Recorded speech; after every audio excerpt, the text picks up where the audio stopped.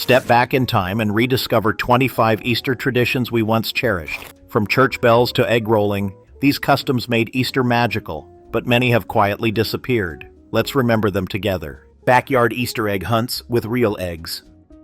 Before plastic eggs and store-bought candy hunts took over, Easter morning meant one thing: searching for real, hand-dyed eggs lovingly hidden in the grass, garden, or on the porch. Families spent Holy Saturday gathered around the kitchen table, dyeing hard-boiled eggs with vinegar, food coloring, and creativity. Crayons, wax, and stickers added personalized flair. Some eggs were bright and cheerful, others pastel and delicate. On Sunday morning, the hunt began. Parents or older siblings hid them in tricky spots, flower pots, tree roots, or tucked beneath bushes. There were no apps, maps, or timers, just a basket, sharp eyes, and excitement. It mattered because it was handmade and heartfelt. Each egg represented effort and love. The joy came not from prizes, but from the thrill of discovery and laughter echoing through the yard. Eventually, convenience and safety shifted families toward plastic eggs filled with candy or coins. Did you dye eggs and hunt them with your family? Or have you passed that tradition on? Let us know in the comments. Decorating with wax eggs and hand-painted shells.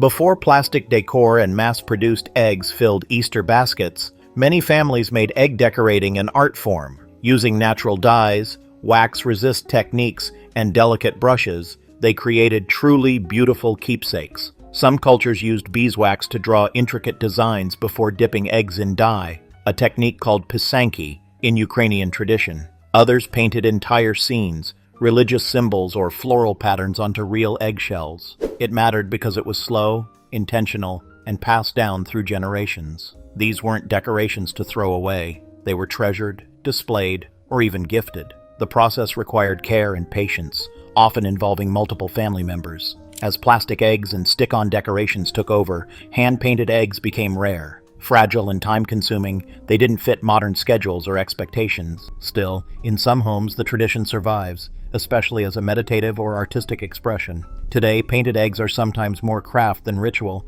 but they remain a gorgeous link to Easter's handmade past. Church bells, ringing on Easter morning. For centuries, the joyful ringing of church bells signaled the arrival of Easter morning. After the deep, reflective silence of Holy Week, their sudden peals filled towns and villages with sound and celebration. In many Christian traditions, bells remained silent from Maundy Thursday through Holy Saturday. When they rang again on Easter Sunday, it was a moving symbol of resurrection and triumph over death. The bells didn't just call people to worship. They proclaimed hope, life, and renewal to everyone within earshot. It mattered because it brought the meaning of Easter into the public sphere. Even those not attending services paused to listen. The bells were communal, joyful, and deeply rooted in history. Today, many churches use electronic systems, and urban noise regulations or dwindling congregations have quieted bell towers. Some still ring out, but the shared moment has lost its prominence. But before we move on, let's uncover a forgotten feast that once filled dining tables with springtime joy: the Easter lamb dinner.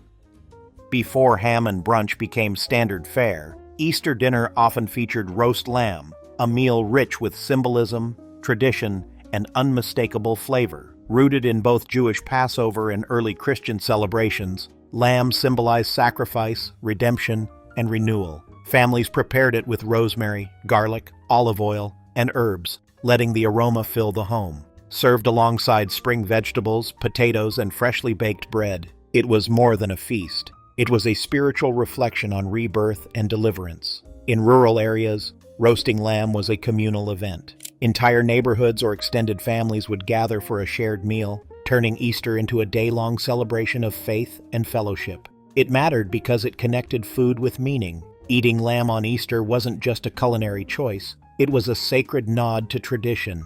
Over time, dietary changes, rising costs, and convenience shifted preferences toward ham, turkey, or vegetarian dishes. Still, for those who remember it, the scent of roasting lamb instantly recalls Easter's warmth, unity, and deep cultural roots. Wearing a new outfit for Easter Sunday. Once a highlight of Easter preparation, buying or making a new outfit was a beloved ritual that added excitement and formality to the holiday. Families would dress in their Sunday best, often saving their finest clothes for this one special day. Children wore pastel dresses, miniature suits, and freshly shined shoes. Many parents proudly snapped photos before heading to church or gathering for a family lunch. In some communities, Easter outfits became a public display, almost a fashion show, with sidewalks and church steps transformed into runways of ribbons, bonnets, and bow ties. It mattered because it symbolized spiritual and personal renewal. Wearing something new was about more than appearance. It was about celebrating rebirth, fresh starts, and honoring the sacredness of the occasion. Over time, casual culture crept in. Dress codes relaxed, and the idea of special occasion outfits slowly faded. Still, many remember the thrill of laying out a new dress or tie the night before, a small ritual that once made Easter morning feel truly special. The Easter Bonnet Parade. Once a springtime spectacle, the Easter Bonnet Parade turned city streets into a cheerful runway of flowers, feathers, and pastel creativity, especially for women and young girls. Wearing a new or hand-decorated hat was a cherished part of Easter fashion. Some were elaborate and theatrical, while others were simply sweet. In many towns, especially in the US and parts of Europe, parades were held where families would stroll and show off their bonnets after church. It mattered because it encouraged creativity and community. It was a rare moment when tradition and playfulness blended, where everyone, regardless of age, could participate in a joyful custom. As fashion norms evolved and fewer people attended church services in formal attire, the bonnet tradition faded. Today, it's mostly remembered through vintage photos or reenacted in nostalgic events. But the next tradition takes us to the kitchen, where eggs weren't just dyed, they were baked into something delicious. Easter bread with hidden eggs. In many cultures, Easter meant baking a sweet, braided bread with hard-boiled eggs tucked right into the dough. From Spain's Mona de Pascua to Italy's Pane di Pasqua, these breads were both decorative and symbolic. Often shared as gifts for children or godchildren, the colorful eggs represented rebirth, while the circular or braided shapes symbolized eternity. Some versions were topped with sugar, anise seeds, or lemon zest, making them as tasty as they were meaningful. It mattered because it tied baking to spiritual tradition. Making Easter bread was an act of love, often involving the whole family in kneading, dyeing, and baking together. Over time, fewer people made these breads at home. Supermarkets began selling pre-made versions, and modern life left little time for multi-step, handmade recipes. Still, in households that continue the tradition, the smell of warm, egg-studded bread remains one of Easter's most comforting signs. Blessing the Easter food basket.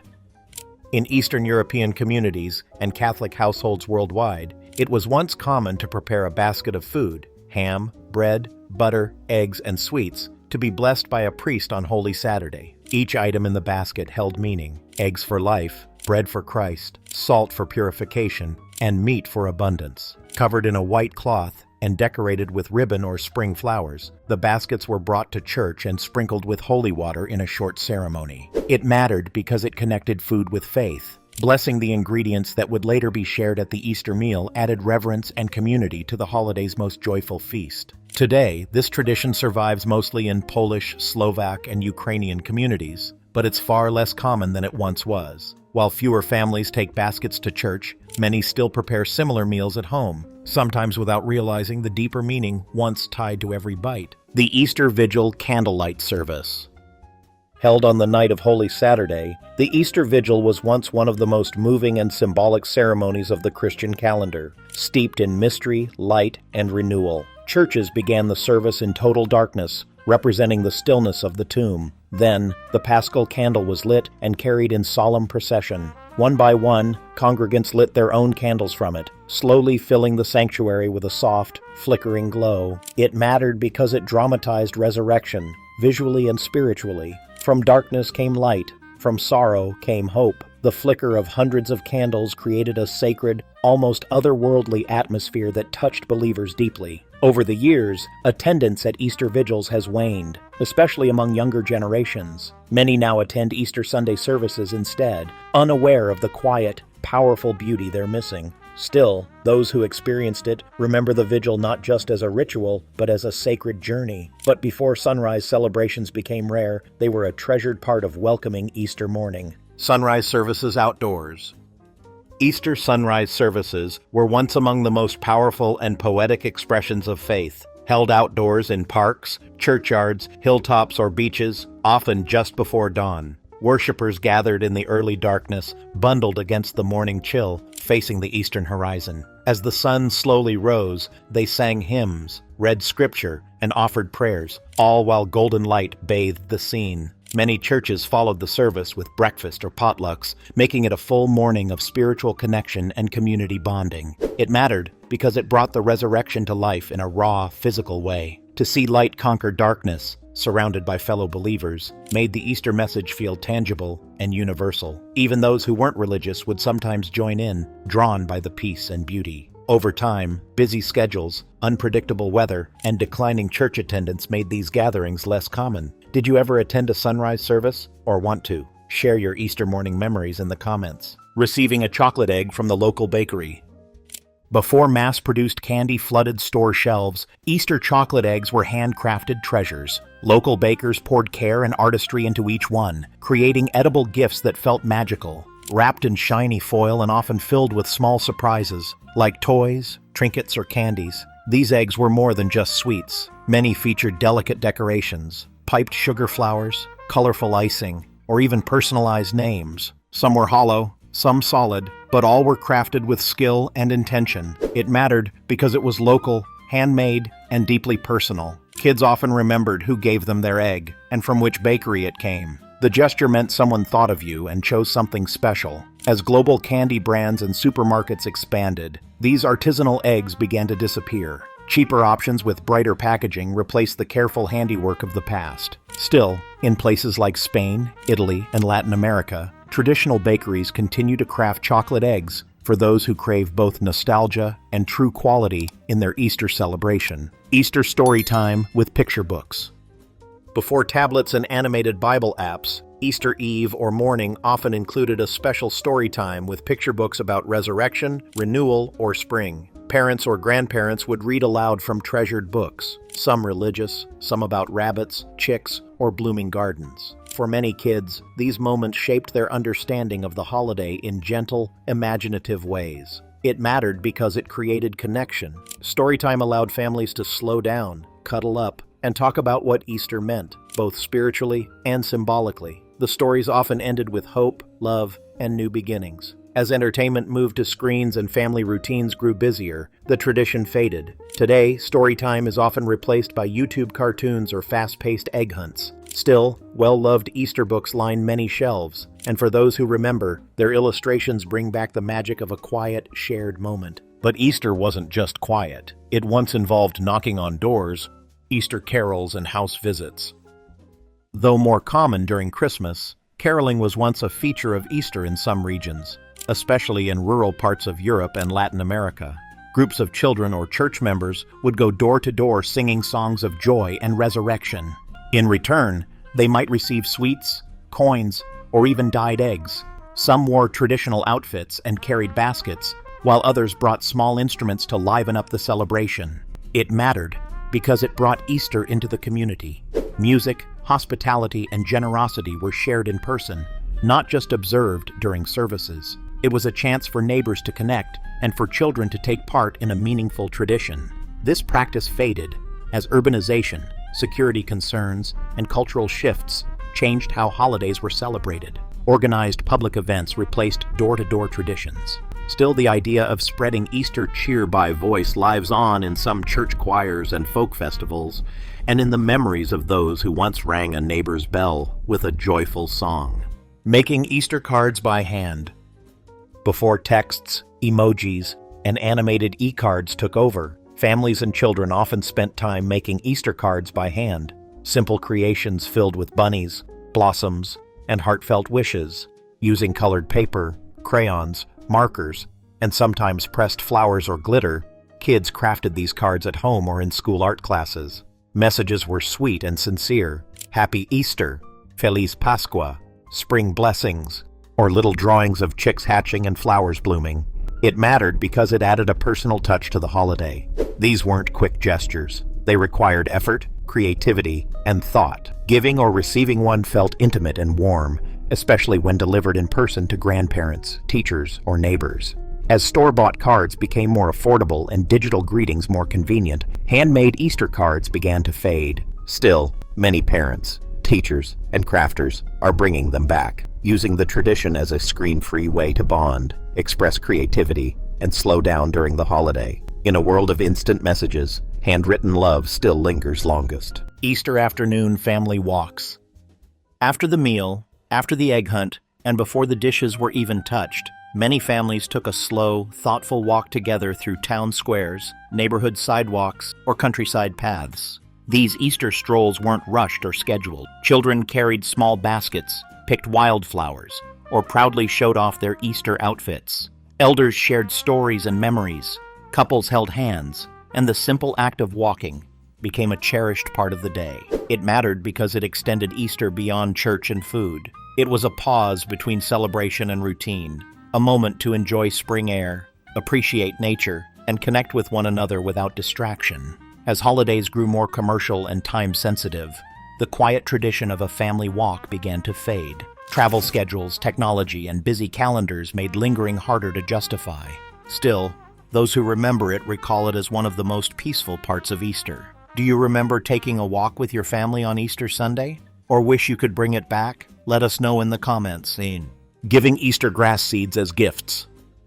Before candy-filled baskets ruled Easter gifting, some families gave children small pots of wheatgrass or lentil seeds to plant during Holy Week. The seeds were usually started on damp cotton or soil, and by Easter Sunday, they had sprouted into bright green grass, symbolizing new life and resurrection. Some families even used them to decorate their Easter table or build small centerpieces with eggs and figurines tucked inside. It mattered because it was about growth and patience. Kids watched something living take shape in time with the spiritual message of Easter. It also connected the holiday to nature, reinforcing the themes of rebirth and spring. As plastic grass and pre-made decor became common, this living tradition faded. Many children now associate Easter only with eggs and candy, not seedlings and symbolism. Still, a few families and classrooms continue this charming ritual, helping a new generation experience the quiet magic of watching something grow from nearly nothing. Hanging an Easter wreath on the door. Though now more associated with Christmas, wreaths were once a part of Easter decor, especially in households that took pride in marking each season with its own symbols. Easter wreaths were lighter, often made with pastel ribbons, faux eggs, flowers, and greenery. Some were handmade from fresh twigs and blossoms, while others were carefully packed away and reused each spring. It mattered because it publicly acknowledged the joy of the season. A wreath said, "Easter is here," long before the doorbell rang or guests arrived for Sunday lunch. As home decor trends changed, and mass holidays like Halloween and Christmas took priority, spring and Easter decorations faded in many homes. Retailers focused less on them, and the tradition quietly fell away. Today, Easter wreaths are making a gentle comeback, thanks to craft lovers and DIY decorators. Still, for many, the sight of one on a neighbor's door brings a nostalgic smile and a reminder of holidays filled with gentle beauty. Building an Easter tree indoors. Before minimalist interiors took over, some families created Easter trees, small branches placed in a vase and decorated with painted eggs, ribbons, or birds. A popular tradition in parts of Germany, Scandinavia, and Central Europe, the idea spread to other countries during the 70s and 80s. Children would help hang ornaments, and the tree would brighten dining tables or hallway corners. It mattered because it celebrated spring indoors. The tree was a symbol of growth, beauty, and festivity. Unlike Christmas trees, they were simpler, more delicate, and easy for children to decorate. The rise of ready-made decor and the decline of handmade rituals made Easter trees less common. They were fragile, short-lived, and not as widely promoted in stores. But many remember them fondly: the careful selection of branches, the painted wooden eggs, the joy of creating something seasonal and sweet. But before we wrap up this season of life, let's pause for a meal that told a story with every slice, sharing a resurrection cake or tomb roll. In some Christian homes, Easter dessert was more than sweet, it was symbolic. Families baked cakes or rolls that told the story of the resurrection in edible form. One version, often called a tomb roll, was made by wrapping biscuit dough around a marshmallow. As it baked, the marshmallow melted, leaving an empty space inside, representing the empty tomb of Easter morning. Other families made cakes shaped like crosses or lambs, using molds passed down through generations. It mattered because it brought faith into the kitchen. These desserts sparked conversations with children about the meaning of the holiday, while making mealtime more meaningful. As convenience foods and grocery store cakes became the norm, these homemade faith-based recipes faded. Few have heard of tomb rolls today. Still, some families and churches continue to share these symbolic treats, blending storytelling and baking into a moment of sweetness and spiritual reflection that lingers far beyond the last bite. Releasing doves or balloons after church.